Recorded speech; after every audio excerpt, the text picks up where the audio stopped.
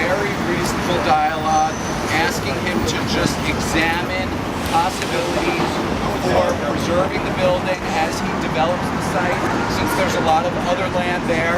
And he just very quickly got back to us and said, no, it's not possible, without further explanation. And basically the next day the bulldozers were here. That is not the way that you show that you have honesty and integrity in dealing with the public, in dealing with the city at large, which has a stake in any development that goes on within our city. This also needn't have happened because, as David said before, for years, we and others have been trying to get the city to designate this building and other points on the Bowery as landmarks. This was not a case where they didn't have the time, didn't have the information, didn't have the notice to take action. They had all of that and they chose to just let it happen. So we're here today to mourn, but we're also here today to organize, to say that this is a rallying cry for us, that we are not going to continue to see more and more of our neighborhoods simply bulldozed over and replaced with faceless high-rises that do not contribute to the character, to the sense of identity of our neighborhood the way these buildings do. We cannot let this continue on. The city has to move ahead with landmark protections for the valuable historic resources on the Bowery, and as we said before, they do need to rezone.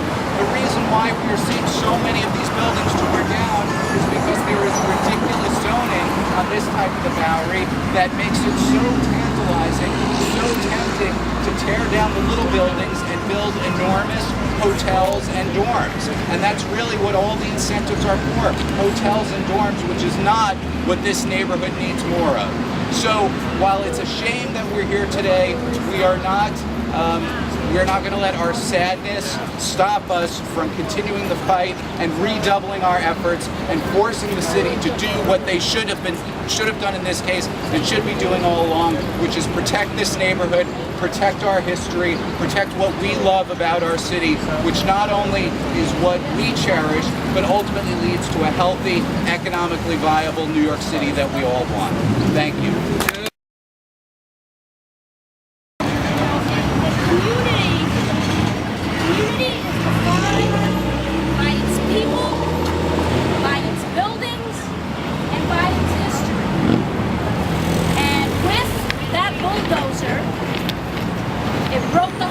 Many people tore down that building and has shattered our history.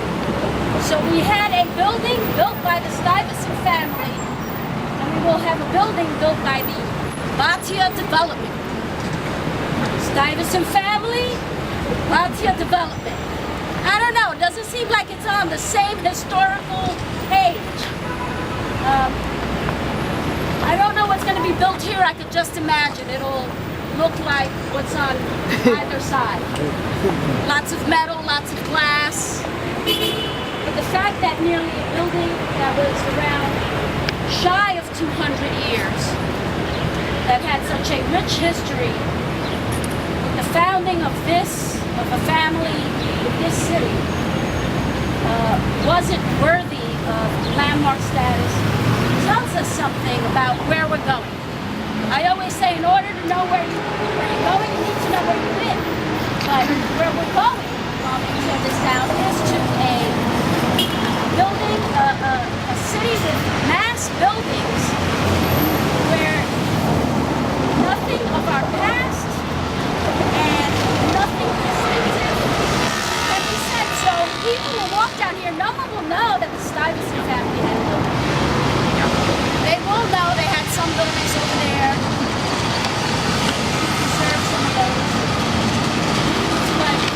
But unless you read about it, it's not the same like seeing it. So we have a lot of work to do. We've been very diligent in this community. We've been able to get some contextual zoning. We've been able to landmark a lot more buildings in this area. We are working on a historic district, and we need to extend those boundaries and get more areas added to the historic district.